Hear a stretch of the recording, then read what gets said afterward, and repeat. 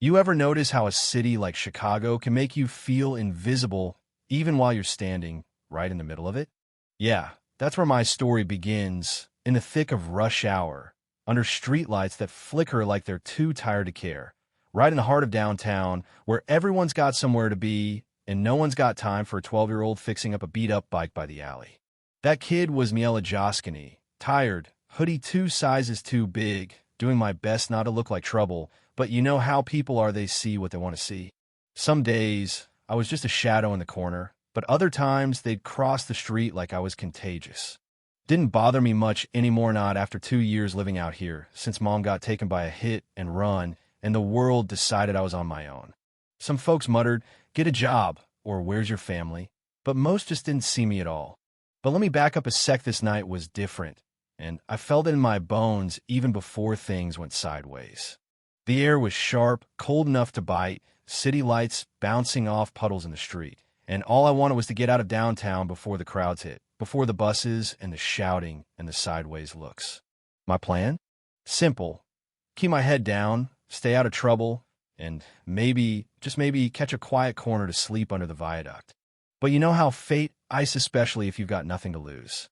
I was waiting at State and Monroe, just another kid at the light, feet on cracked pavement, watching the traffic cop in his neon vest wave cars through like he owned the street. I'd seen him before, face red, arms flailing, like he was one bad driver away from quitting right there on the spot. Then it happened. His silver SUV came out of nowhere, tires screaming, slammed into that cop, so hard his body spun in the air and hit the asphalt like he was made of paper. You ever hear a city go silent? That was it. Cars froze. People gasped. But no one moved, not a soul. That officer lay there, one shoe missing, blood pooling under him, and all I could think was, if I run out there, if I try to help, what's the world going to see?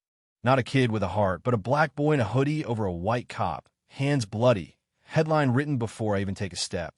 But then I remember my mom's words, be good, even if they ain't.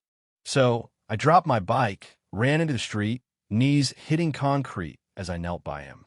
I could hear people yelling behind me, "Get out of there, kid," but I tuned it out. His arm was bent wrong, blood everywhere.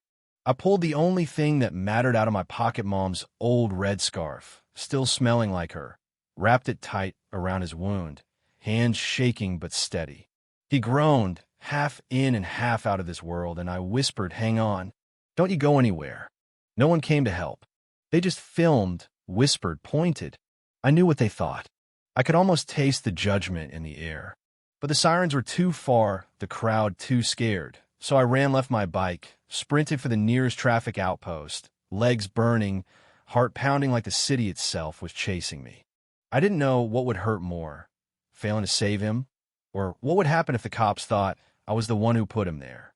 When I got to the outpost, 2 officers stood out front, joking, drinking coffee. I shouted, voice raw, "There's a cop hurt. Hit and run. He's bleeding." One of them snapped to attention, radioed it in, the other stared me up and down me, hoodie, my hands, the blood. "Stay here," he said, and I knew that tone. The kind that doesn't trust. The kind that's already made up its mind. We rushed back to the scene, flashing lights everywhere, yellow tape, people pressing against the line for a better look. Paramedics bent over the cop Moran. They said later, working fast. "Whoever tied this probably bought him time," one medic muttered, nodding at the blood-soaked scarf. That should have been it, right? But the older cop turned to me, eyes cold. "Turn around." I froze. I didn't do anything. I protested. "Then you got nothing to hide," he shot back, and before I could even process it, cuffs snapped around my wrists. The crowd watched, whispering, but not a single person stepped up to say I was helping, not one. Back at the station, they took my hoodie, fingerprinted me, wrote down what I said like it was just an excuse. No one cared about my story. They just saw blood, a scarf, a kid with nowhere to go. They put me in a holding cell, no windows, just flickering lights and cold metal. I sat there, arms folded, staring at the spot where mom's scarf had been now bagged as evidence. Hours ticked by. Shame crept in, not for what I'd done, but for thinking, even for a second, that maybe someone would see the good, say thank you, maybe understand. But I knew better. Finally, Detective Marcus came in, Not harsh, but not friendly either. "You know why you're here?" she asked. "I didn't hurt him," I replied, voice just above a whisper. She flipped through her notes, said there were no witnesses, no cameras that caught the crash. Only the aftermath, bloody, beside a downed cop. "Why would I help and then come tell you?" I pleaded. Her eyes softened for just a heartbeat. Then she told me Moran was alive, barely, but it was too soon to know if he'd pull through. What I didn't know, sitting there under those lights, was that in a hospital room across town, Officer Moran was waking up. When he did, the first thing he asked was, "The boy, where is he?" The nurse hesitated, told him they'd brought in a young suspect. Moran grabbed a notepad with trembling hands and wrote, "He helped me." Not hurt, not ran helped. That word made its way from hospital to precinct faster than a rumor. And before the sun was up, Marquez was back at my cell, keys in hand. "You're not under arrest anymore," she said, unlocking the door. He woke up. He said you saved his life. I didn't know what to say. I just stood there, shell-shocked, realizing for the first time that someone actually believed me. The city blew up after that. Social media, news tickers, people arguing in comment sections, some calling me a hero, some still not sure. I didn't care about any of that when I left the precinct in borrowed clothes, no shoes, hands shoved deep in my sleeves. Marquez asked if I had anywhere to go. "Under the bridge on Harrison, but it's loud," I shrugged. She shook her head, said she'd try to get me in a better place for the night. On the way, we stopped for food pancakes, sausage, black coffee. She didn't ask many questions, just watched me eat like she was trying to figure out how I was still standing. Later, we went to the hospital. The lobby was packed, press everywhere. The mayor's people giving statements, cameras turning the second I walked in. My knees shook, but Marquez put a hand on my shoulder and guided me through. Inside Moran's room, the air felt heavy. He looked older, tired, but when he saw me, he managed to smile and whispered, "You were the only one who came." I told him about the scarf me mom sent. He just said, "You saved my life, kid."